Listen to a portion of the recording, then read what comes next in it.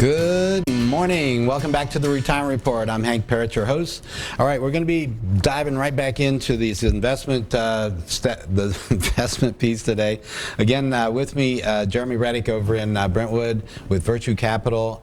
Jeremy's a good friend and a special guest to have on because I've been wanting to do this for some time, and I'm really excited to be able to share with you. I've talked a lot hedging strategies as an example, so it's great to be able to share some new things with you with regard to that, and how, in fact, to improve your portfolios and your investments. So one of the things we were talking about what happened last year. So February 18, 2020, from that period to March 23rd, the S&P closed down over 33% due to COVID. Okay, and Jeremy, this was an incredible, as you said, one of the fastest declines to 30%, or the fastest actually in history, and how that ended. And then I think, in fact, that was one of the crazy things to me as well. And I don't recall exactly, but the next day, March 24th, I think the market was up over 10% in a day. I mean, it was one of the craziest things ever. But let's put that now in the context of the history, in fact, of U.S. bear and bull markets. And let's take a look at that next slide while we do that. So Jeremy, if you would, when we're looking at this one on history of bull and bear, quite a bit different than what we experienced last year.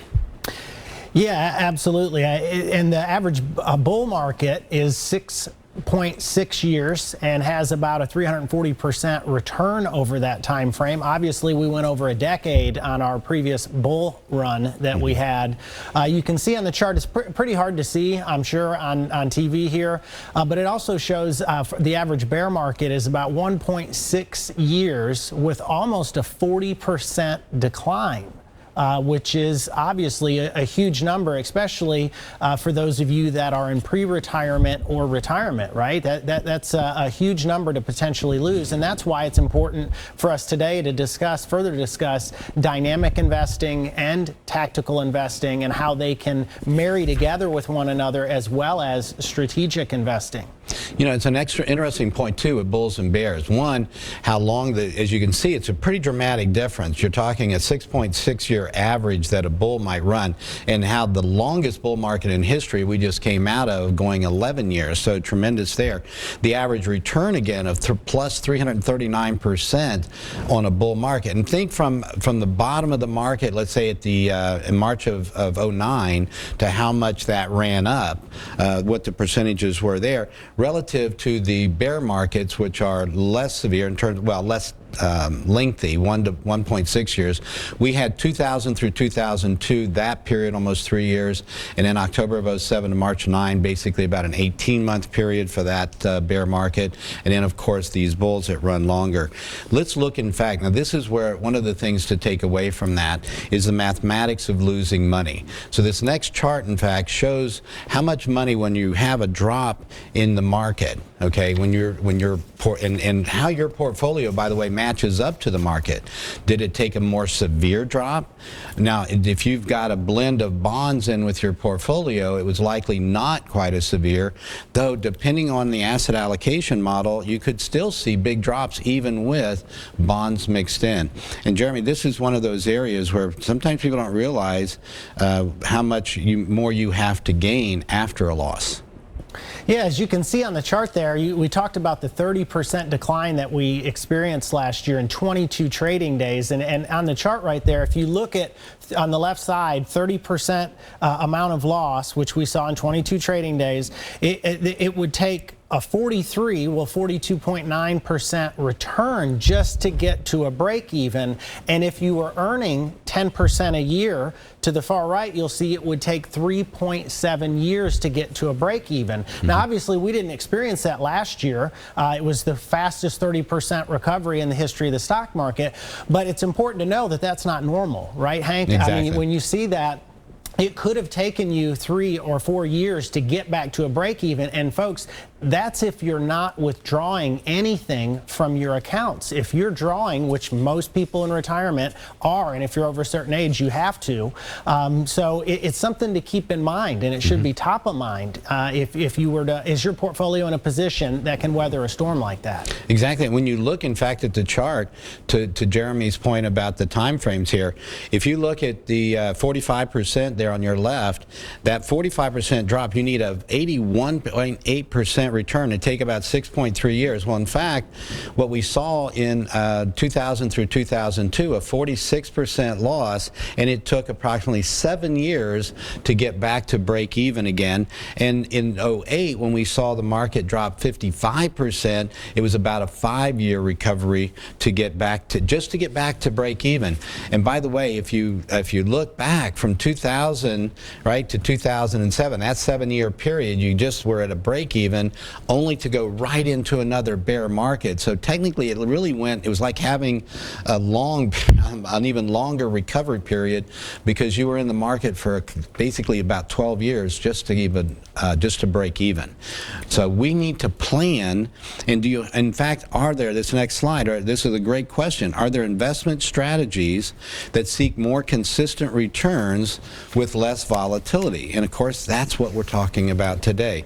So Jeremy, on this consistent return versus traditional relative return strategies, why don't you talk a little bit about those for everyone? Yeah, so you can see there a consistent return, which is important, right? There's a big difference in consistent return and relative return. And on the left there, you'll see that consistent return defines success as receiving a consistent return. Most people, whether you're retired or not, would prefer a consistent return versus relative return, which defines success by outperforming, by beating its benchmark. So in other words, if a mutual fund was down 10%, but the benchmark was down 12 or 13%, they would define that as success. Well, somebody in retirement, or really any investor, they're not going to define a 10% decline success just because the benchmark was only down 12%. Consistent return seeks low volatility and attempts to limit market risk, where relative return does not do that.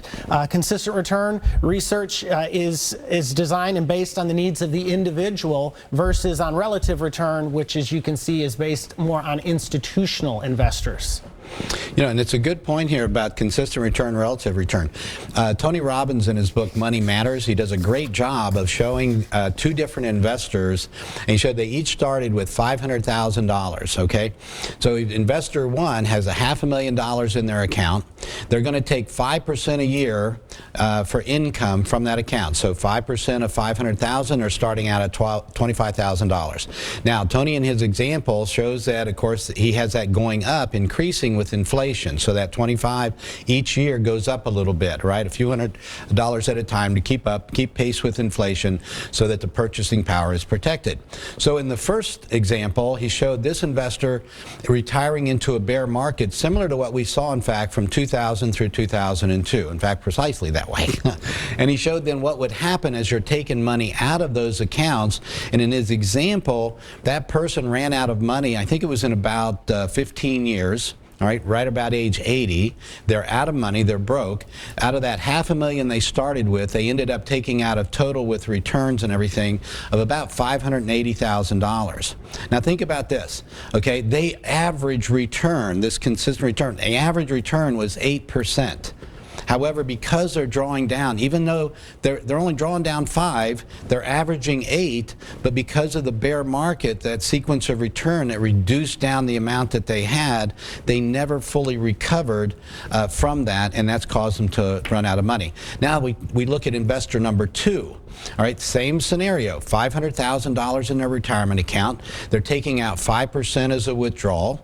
Okay, going up with inflation. The difference is they retired into a bull market, and he showed them running with that bull for about 7 years and then got hit with the bear market. The difference for this person was they were able to take money out until age 90, right? He ran it out to age 90, and they were consistently able to keep that income coming in, increasing with inflation, and still had over $1 million left in their account at age 90. That's the difference, okay? okay? And that's why you have to plan. Sequence of returns is a real risk. And having a plan that gets into, by the way, both average 8% a year. But that sequence of return, when you got hit with the bear market, and that's why that critical period, 5 years prior to retirement and 5 years into retirement, is so important to have defensive strategies like what Jeremy is sharing with us today, and we're talking about with the tactical and the dynamic strategies. So how is a consistent return, and this is the other thing about consistency. What the difference here, Jeremy, is it's not just 8% with all that volatility and averaging it, that relative return, but consistent return where you reduce down the volatility while having that stability in there. So how is a consistent, I can almost talk today, how is a consistent return portfolio built? Well, a consistent portfolio is built, number one, it's trying to eliminate emotion, which we'll talk a little bit about, right? Actually, it's number 2 on the slide, but to me, it's always top of mind is so many investors make mistakes based on emotion. And I know we've got a slide that hopefully we'll get to today that talks about that. And we also attempt to sidestep volatility and downturns, long downturns in the stock market, right? Because the short ones, if you stay invested like we saw last year, it's easy to recover from. But if it's a prolonged downturn and you're taking money out of your account, that's a whole nother ball game. There we go. So here's what we're going to do. We're going to take a break. When we come back, we in fact are going to talk about how emotion-based decisions, and unfortunately for many investors, this is what one of the things that sabotages us, right? You see, this last year is a prime example. When you see the market, it dropped so fast. In fact, in some ways, the fact that it dropped as fast as it did compared to other bear markets may have been a blessing for some, because it hit so hard and so quickly that they didn't even have a time to adjust. They were scared. They may have wanted to bail out, but by the time we hit bottom in 30 days and started back up again, they were like, okay, they're calming down a little bit. But in a typical bear market, lasting as long as it does, you see a lot of times emotion, we get scared and we get out of the market at the wrong time. We then stay out of the market maybe too long. So having a way to help us, coach us through that, and using these different strategies, a means to help with that is going to be so important. All right, we're going to take a break. When we come back, we'll share more with you about that very thing. Join us here. We'll be right back on the Retirement Report.